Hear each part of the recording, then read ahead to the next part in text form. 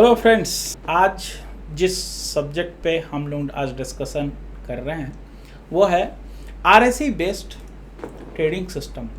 आरएसई आप लोगों को तो पता ही है, रिलेटिव स्ट्रेंथ इंडेक्स, जो 14 दिन के मोटा मोटी 2 सप्ताह के ट्रेडिंग मतलब डीएमए और ईएमए के बेस पे बना रहता है कि उसका वॉल्यूम कितना अप एंड डाउन हो रहा है। इस मेथड्स के थ्रू इसका जो मेजरमेंट है 1 से 100 तक किया जाता है। जो ओवर वैल्यूड हो जाते हैं वो 70 to 100 होते हैं, मीन्स वो बहुत ज़्यादा आपका परचेजेबल कंडीशन में बोल सकते हो या ओवर बाउट कंडीशन में है। एंड 70 से डाउनवर्ड जो है ओवरसोल्ड पोजीशन, मतलब वो अभी उनका वॉल्यूम धीरे धीरे घटना शुरू हो गया है। तो इसके थ्रू भी आप अपना एक ट्रेडिंग मेथड डेवलप कर सकते हैं कि आप मान के चलो कि जब 30 पे आए या 25 पे आए तब आप परचेज करोगे, और जैसे जैसे वो ऊपर जाएगा और एक प्रॉफिट टारगेट आपका 10%, 15%, 20% जो भी आपका टारगेट है उस पे आएगा तो आप उसको बेच के निकल जाओगे। तो स्ट्रेटजी किसी के भी लिए, चाहे बाय लो सेल हो, 100% डीएमए हो, 20% डीएमए है, डार्बस हो या टोटल ट्रेडिंग हो, हर मेथड्स अपने एक मार्केट कंडीशन में 100% करेक्ट हैं। बट मार्केट कंडीशन ये आपको देख के समझना पड़ेगा।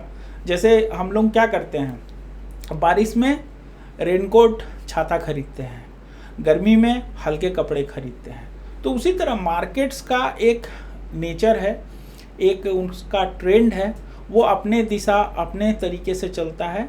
आपको उस ट्रेंड और उस टाइम फेज को कवर अप करने के लिए आपके पास स्ट्रेटेजी और आपके पास ट्रेडिंग प्लान होना चाहिए। आप उस मार्केट्स में गिरते हुए भी चढ़ते हुए मार्केट में भी पैसा कमा सकते हैं। तो चलिए हम लोग इसको डिटेल स्टडी करते हैं और आपके साथ डिस्कशन करते हैं। The relative strength index is a momentum indicator used to technical analyst to measure the magnitude of recent price changes in order to evaluate overbought, oversold condition in the price of stocks or other assets. It oscillates between 0 to 100 and usually calculated over a 14 days period. जैसा कि मैंने बताया आपको, 14 दिन के period का volume के आधार पे रेट जो उसका कम बेसी हो रहा है उसके बेस पे ये इंडिकेटर बताता है। 0 to 100 इसका आपका लिमिट आप कह सकते हो, ये मूव करता है।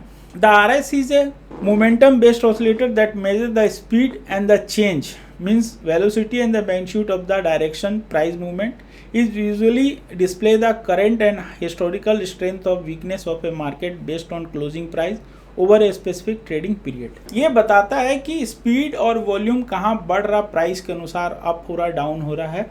तो आपको ये समझने में आसानी होता है कि मार्केट ओवरसोल्ड कंडीशन में है, ओवरबाउट कंडीशन में है, या ट्रेंड क्या है, या उस पर्टिकुलर स्टॉक और शेयर का वॉल्यूम किस तरह से अप एंड डाउन हो रहा प्राइस के वॉल्यूम के according. The RSI can provide buy and sell signal for the securities. Typically an RSI reading 70 और above indicates in the overbought condition, suggesting it may be time to sell, and reading to 30 below indicate in the oversold condition, suggesting to be time to buy. तो 30 से नीचे है तो आप खरीदो, और 30 से ऊपर जाने दो, 70 के ऊपर जब आए तो आप सेल कर। तो ये एक स्ट्रेटेजी आप बना सकते हो कि जब भी कोई अच्छा स्टॉक, मजबूत फंडामेंटल वाला स्टॉक है, जैसे निफ्टी 50 हुआ, निफ्टी 100 हुआ, या मान लो कि ETFs ही हुआ, जितना जो बेस्ट ETFs है इंडेक्स वाले, उनमें आप यदि ये ऑसिलेटर यूज़ करते हो और एक बनाते हो डिसिप्लिन कि भाई 30 से बिलो जब आएगा तो आप परचेज करोगे, और 10 to 15% का एक मतलब प्रॉफिट लेके एक टाइम पे आप उसको प्रॉफिट बुकिंग कर लो। RSI कैलकुलेशन का जो मेथड है वो मैंने इसमें बताने की कोशिश की है। द एवरेज गेन और loss is the average percentage gain और loss during a look back period, commonly 14 periods will the price losses are counted at 0 in the average gain calculation and vice versa. For example, if the market close higher 7 out of past 14 days and initial average gain is 1%, the remaining 7 days close lower with an initial average loss of minus 0.8%. The calculation would be RSI 100 by 1% by 14 divided by 0.8% by 14 equal to 55.5. Means ये किसी भी brokerage platform पे है, चाहे आपका M stock हुआ, end money हुआ, IFL हुआ या ऐसे सिक्योरिटीज हुआ, किसी में भी आपको दिख जाएगा, या कुछ नहीं है तो आप मनी कंट्रोल में आप देख सकते हो। RSI इंटरप्ट्स क्या बताता है? Overbought, oversold, and asset is considered overbought when the RSI above 70, oversold when it below 30. Trend identification is a uptrend. The RSI trend stay in 40 to 90 range with 40 to 50 zone acting as a support. During the downturn, the RSI need to stay between 10 to 60 range within the 50 to 60 zone resistance. तो ये oversold, overbought, support and resistance ये information देता है। तो आपको जो trade plan करना है इसी के बीच में आपको करना है, या आपको लॉन्ग टर्म आपको इन्वेस्टमेंट करना है तो आप ये देखो कि जिसका RSI 30 से बिलो है तो buy signal, sell signal plus आपको ये बता रहा है कि आपका मार्केट का जो प्राइस वॉल्यूम ट्रेंड है वो क्या है। RSI एक दो चीज़ नहीं बताता है।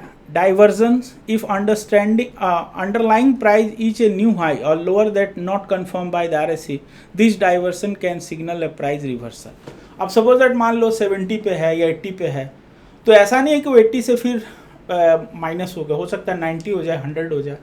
प्राइस एक के बाद आगे भी जा सकता है, बढ़ सकता है। ओवर बाउट कंडीशन में वो प्राइस मान लो 220 का टारगेट रखो, 230 चला गया, 250 चला गया, ये कोई बड़ी बात नहीं है।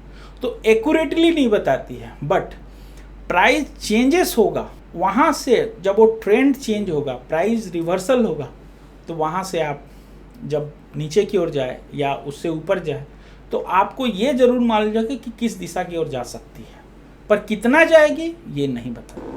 The RSI works best in trading range rather than trading market. During strong trend the RSI में रिमेन इन ओवरबाउट और oversold condition in extended periods. Markets यदि ऊपर की ओर है मतलब तो RSI में भी उसका 70 to 80, 90 या हो सकता है वो उससे ऊपर जाए, 100 तक भी जा सकती है। और डाउन ट्रेंड है तो वो आपका RSI नीचे की ओर जाएगी, बट ये नहीं बता सकते हो कितना जाएगी, कितना नीचे जाएगी या कितना ऊपर जाएगी। हाँ, ट्रेंड्स रिवर्सल वो आपको जरूर बता देगी कि ऊपर जाने का चांस है, प्रोबेबिलिटी है। तो RSI से आप इसके थ्रू भी आप बना सकते हो। मैंने इससे रिलेटेड एक गूगल सीट बनाया है, आप उसमें निफ्टी 50 और निफ्टी नेक्स्ट 50 के स्टॉक्स है। आप जब जाओगे उस सीट को खोलोगे तो आपको उससे रिलेटेड इंडिकेशन मिल जाएगा कि time to buy, time to short. तो इसके थ्रू से आप अपना स्ट्रेटेजी मतलब प्लान्स के अनुसार आप इसको यूज़ कर सकते हो और इससे आप अपना ट्रेडिंग या इन्वेस्टमेंट शुरू कर सकते हो। ये एक प्रोसेस है, एक डिसिप्लिन्ड वे में एक आपका स्ट्रेटेजी ट्रेडिंग मेथड है। आप अपने नॉलेज और अपने असेसमेंट के बेस पे बनाओ। ये प्रूव्ड है कि ये मतलब फार्मूला या ये मेथड काम करता है। चाहो तो आप किसी भी NSE के डेटा हिस्टोरिकल डाउनलोड करके आप इसको खुद से भी बैक टेस्ट कर सकते हो। मेरा आप लोग को ये बताने का सिर्फ ये कि ये भी एक प्रोसेस है कि कब, कैसे, कितने टाइम्स पे आप कौन से स्टॉक बाई कर सकते हो। बाई करना नहीं करना वो आपके डिसीजन पे है, बट इस थ्रू से भी आप बाई कर सकते। तो मिलते हैं इसी तरह के फिर कोई इंटरेस्टिंग एंड नॉलेजेबल टॉपिक्स पे। इससे रिलेटेड कोई भी आपका कमेंट्स या कोई भी क्वेरी है तो आप कमेंट्स कर सकते हैं। मिलते हैं इसी तरह के फिर नेक्स्ट वीडियो में। Thank you.